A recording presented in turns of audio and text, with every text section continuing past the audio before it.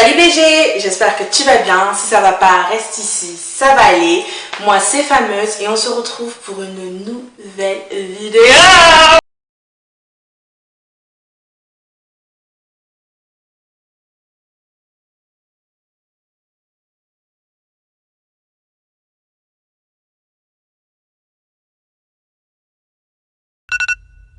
Alors on se retrouve pour une vidéo anecdote. Mes galères parisiennes. Il fallait que je vous raconte parce que... Alors pour tous ceux qui ne savent pas, j'ai récemment aménagé sur Paris. Il me semble que je suis arrivée en juin 2018. Toute contente du sud parce que j'habitais à Vitrolles dans le sud qui est à 15 minutes de Marseille, 15 minutes d'Aix. C'est vraiment au milieu. Et voilà, j'ai aménagé sur Paris principalement pour les études et pour le travail. Alors quand je suis arrivée, il y a beaucoup de choses qui m'ont choquée à Paris, notamment les urinoirs publics. C'est-à-dire que les gens... L'homme a envie de faire pipi, il s'arrête dans un urinoir public, il pisse quoi. Et tout autour, ça pue la pisse. Ça m'a choqué énormément. Et aussi le comportement des Parisiens. Mais on n'est pas là pour discuter de ça, ok? On est là pour raconter une anecdote, d'accord? Donc on va commencer avec la première anecdote. On va commencer fort, on va dire. Première anecdote. Ça s'est passé l'été, en été, quelques semaines après que je sois arrivée. J'étais dans le métro, j'allais au travail et il y a une fille qui rentre dans le métro en même temps que moi. Elle rentre dans le métro, tout se passe bien, tu vois. Le métro est assez bondé en soi. Donc on est tous collés, tu vois, déjà il fait chaud et tout, on est collés, c'est horrible. Et oui, on est tous collés et tout, mais la meuf, elle me colle, mais bizarre, tu vois. Je me dis, bon, c'est rien, elle a peut-être genre, parce qu'elle bouge un peu, c'est un peu bizarre. Je me dis, bon, c'est rien, elle a peut-être pas de place. Donc elle cherche un peu à se mettre bien confortablement. Moi, je ne réagis absolument pas. Je n'ai pas de quoi réagir. Donc elle est là, elle est derrière moi en fait, mais elle bouge un peu et tout. Genre ça me saoule un peu, tu vois. Je me dis, bon, je vais supporter. Et je vais descendre, tu vois, bientôt. Donc je vais supporter. Là, boum, bingo, mon arrêt arrive. Je descends du métro. Je vais pour descendre du métro. Et là, la femme qui était derrière moi, vous savez ce qu'elle fait? Je vous laisse deviner.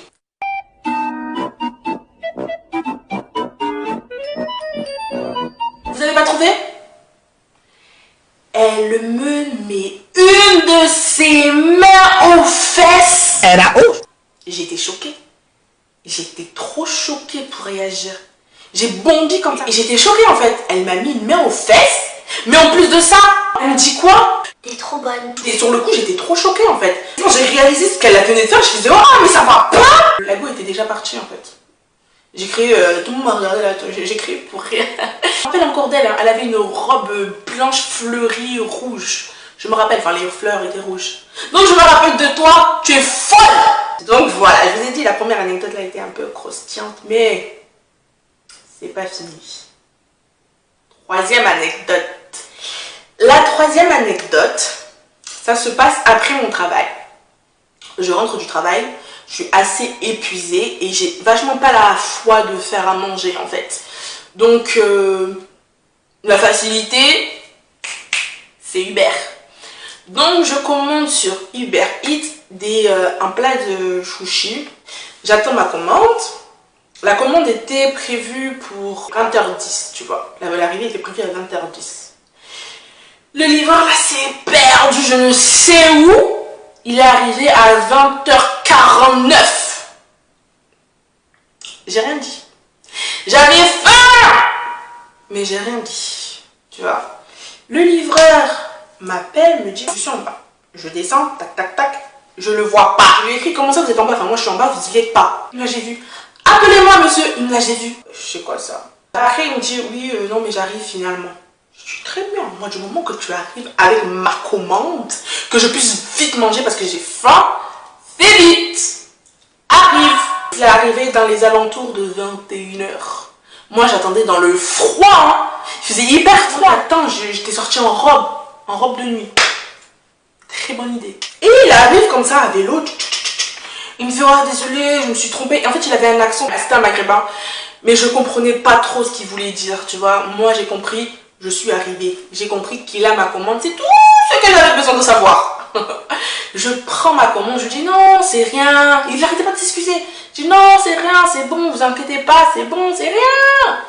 Je prends ma commande, je monte vite, tic, tic, tic, tic, tic. Je pose ma commande, je prends mon téléphone parce que j'aime trop regarder des vidéos en mangeant. Du coup, je cherche quelque chose, tu vois, une vidéo pour regarder. Et je suis comme ça, je cherche. Et après, hop, je vois un numéro qui m'appelle, un numéro inconnu qui m'appelle. Il faut savoir que je ne prends pas les numéros inconnus. Je me dis que si c'est important, la personne là va laisser un message, tu vois. Et à ce moment-là, j'écouterai son message et je choisirai de le rappeler ou non, tu vois. Donc, je vois que c'est un 01. Je me dis, bon, peut-être que c'est les livreurs. Je prends le téléphone. J'entends? Allô, Emma? Oui, c'est qui? C'est le livreur, je suis en bas. Je me dis ça, mais j'avais pas très bien compris. Mais j'ai compris ça, tu vois. Il avait aussi un accent. J'ai dit, comment ça, en bas? J'ai votre livraison. Comment ça, vous avez ma livraison? Enfin, on vient de se voir il y a moins d'1 minute, en fait. Ouais, non, mais descends. Pardon? Je lui fais, pardon, descendre pourquoi, en fait? Parce que j'ai ta livraison, descends. Non? Non? Non, je vais pas descendre. Il me dit, bon, Écoute, moi je t'attends en bas. Descends. mais attendez, monsieur, enfin... Vous avez dit que vous avez ma livraison, mais ma livraison, je l'ai devant moi. Donc, en soi, pourquoi je vais descendre encore une fois? Du coup, moi, paniqué, je lui dis ça. Et en même temps, je regarde si il a rien oublié dans ma commande. Parce que peut-être qu'il m'a rappelé parce qu'il avait quelque chose qu'il a oublié de me donner. Et je regarde, j'ai tout. Je lui dis, j'ai tout dans ma commande. Pourquoi vous voulez que je descende? Il me dit non, Non, mais descends, mec, je t'ai dit descends, tu descends. mais tu veux que je descende pour que tu me tues après? Mais ça va pas! Tu vois, je parlais calmement, mais la colère commençait à monter. Tu vois, je commençais à... Oh! Respecte-moi, tu me parles doucement déjà. Et il commence à me dire non, mais Mais descends, je t'ai dit tu descends, tu descends. je ne vous connais pas! Et vous voulez que je descende pour me tuer, me violer, je sais pas quoi? J'ai dit non, monsieur, je ne descendrai pas, désolé, je ne descendrai pas. Et il me dit quoi? De toute façon, je sais où t'habites. Ça me donne envie de crier. J'ai eu peur. J'ai sincèrement eu peur. Il m'a lâché, je sais où t'habites. Donc moi, je ne pourrais pas rentrer en sécurité chez moi. Parce que j'aurais peur que le monsieur m'attende à chaque fois, tous les soirs, en bas de chez moi. Parce que comme il a dit, il sait où j'habite. Moi, j'ai dit, écoutez monsieur, bonne soirée, bye. Il me dit quoi? Il me redit, Je sais où t'habites, Emma. j'ai raccroché. J'ai direct pris mon téléphone, j'ai envoyé un mail à Hubert, plaindre de ce livreur. Et vous savez quoi? Hubert, il m'a répondu quoi en plus? Désolé pour la mauvaise expérience que vous avez eue avec ce livreur-là.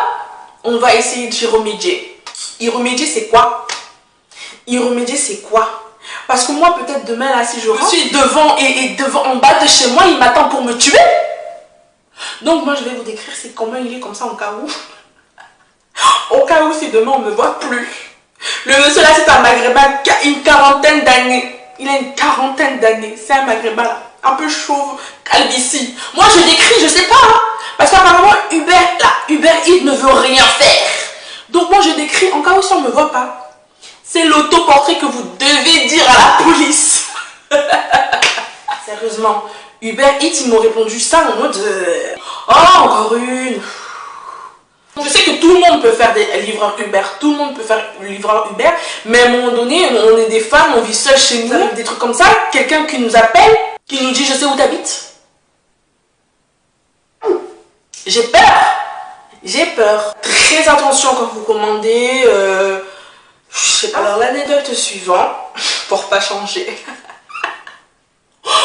Moi je dis, hein, Paris me veut du mal, Paris veut me tuer. Donc, c'était un soir, je rentrais d'un rendez-vous, un petit rendez-vous galant. Je rentrais chez moi tranquillement et je vais à la gare, etc. Et après, je vois un monsieur qui me suit à la gare. Je me dis, bon, au début, tu vois, je tilte pas. Je me dis, bon, peut-être ce monsieur-là prend la même direction que moi. Je sors de la gare de Lyon, au hall 3, le monsieur sort aussi. Je me dis, bon, il doit peut-être prendre le même chemin que moi. Je passe les impasses là où il n'y a personne. Le monsieur passe aussi les impasses où il n'y a personne. Je me dis, bon, il doit prendre la même direction que moi. Là, j'arrive à côté de mon bâtiment. Et là, pour rentrer presque dans... J'ai pas encore sorti mes clés, mais presque. J'entends... Excuse-moi, excuse-moi, excuse-moi. Je fais la meuf, je cherche sur mon téléphone parce que je sens qu'il allait avoir un bourbier, tu vois. Je l'ai senti. À un moment donné, on est à l'habitude. J'ai senti le petit bourbier. Il vient me taper l'épaule pour me dire... Ouais, excuse-moi, tu me fais monter? Moi, je comprends pas, tu vois. Je lui dis quoi, tu veux monter dans le bâtiment? Vous savez, il me répond quoi? Non, chez toi. Non mais c'est chaud en fait, genre c'est trop chaud, enfin les gens ils ont trop de... En fait, ça j'appelle ça le culot. Ça c'est le culot, mais vraiment le culot. On a dit aux garçons, parler français. Mais on n'a pas dit parler le Molière, parler le français trop français quand même. Oh. On me demande de le faire monter chez moi. Mais je ne te connais pas, en fait. Et il m'a suivi jusqu'à la gare de Lyon. Et moi, je lui dis, mais... De toute façon, c'est pas chez moi, là. Enfin, j'allais juste voir une pote. Elle vient de me dire qu'elle est pas là. Je vais me tailler, en fait. Genre, je vais rentrer chez moi. Il me dit, ah, Oh, et tout, c'est vrai, ben c'est pas grave. Si elle est pas là, t'as pas les clés de chez elle. On peut monter. non, mais ce monsieur, il avait trop le culot. Ce monsieur, il avait trop le culot. J'ai dit, ben non, j'ai pas les clés, en fait. Là, je rentre chez moi. Enfin, laisse-moi tranquille. Et il me dit, non. Mais tu sais, je te trouve charmante et tout. Tu veux, on pourrait passer la nuit ensemble. Je dis, non, mais je travaille. Le matin, je travaille. C'est pas un problème. On passe la nuit ensemble. Après, le matin, tu vas travailler. Si tu veux, le soir, on va au resto. Non, en fait. Enfin, non.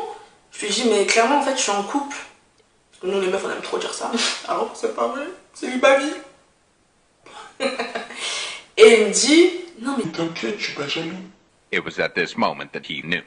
He fucked up. Alors moi, tu veux que je réponde quoi? J'étais en mode... J'ai rigolé, tu vois.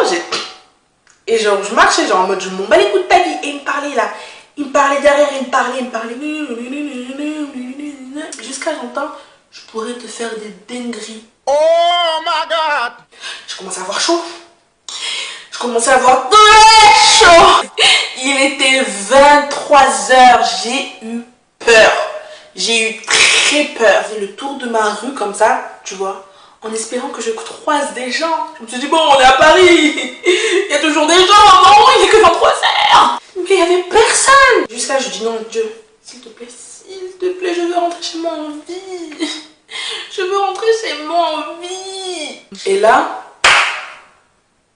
miracle, je vois une femme qui arrive devant moi comme ça. Je vais vers elle.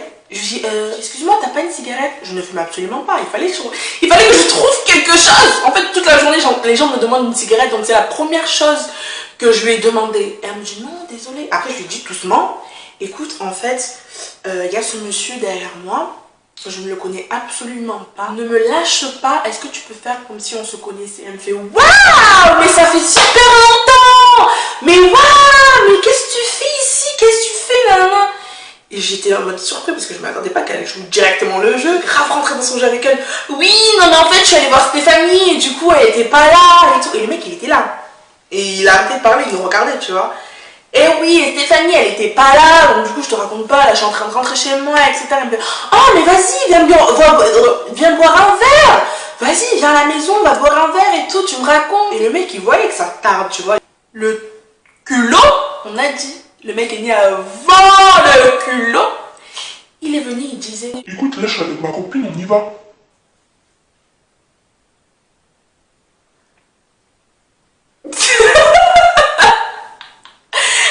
Donc, en 5 secondes, je suis devenue sa copine. Et moi, je dis non, mais... Enfin, je te connais pas, t'es pas mon copain. Donc, je vais aller avec ma pote. Et bye, en fait. Et le mec, du coup, on marche et tout. Il me dit, ouais, non, mais... Moi je marche. Et je roule là, je marche un peu avec elle. Et je lui dis, franchement merci, tu m'as sauvé. Je sais pas comment te dire, mais tu m'as sauvé la vie. Franchement merci de avoir des personnes beaucoup plus de personnes comme toi. Parce que vraiment là tu m'as sauvé la vie. Elle me dit non, mais t'inquiète, c'est normal, tu veux que je t'accompagne jusqu'à chez toi. Et du coup, on a fait le tour, on a refait le tour pour aller chez moi. Je lui dis ouais, franchement, merci encore et tout. Elle m'a dit non, mais t'inquiète, rentre bien, mais t'inquiète, t'inquiète, t'inquiète. Je sais pas qui elle est, je ne connais même pas son prénom à cette fille-là. Je ne connais même pas son prénom. Et j'ai dit heureusement qu'elle passait par là. Parce que sinon, peut-être que je serais retrouvée morte, je ne sais pas où. Parce que j'ai dit que Marie veut me tuer. Donc voilà, c'est mes 3 pires anecdotes sur Paris, sur mes galères parisiens. Et je sais que j'en ai encore plein d'autres que j'ai pas racontées. Donc voilà, si tu as aimé cette vidéo, n'hésite pas à like surtout. Je sais jamais où c'est, mais like, à t'abonner et à activer les cloches de notification. Et si tu veux revoir une vidéo anecdote, parce que j'en ai tellement que je peux raconter, n'hésite pas à me le dire en commentaire. Et sur Instagram, si tu veux. Mon Instagram, c'est fameuse-du-bas 1, que je vais afficher là. Ici, là. Donc n'hésite pas. Plus on est, plus on rit.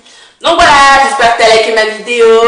Parce que la vidéo est maintenant terminée.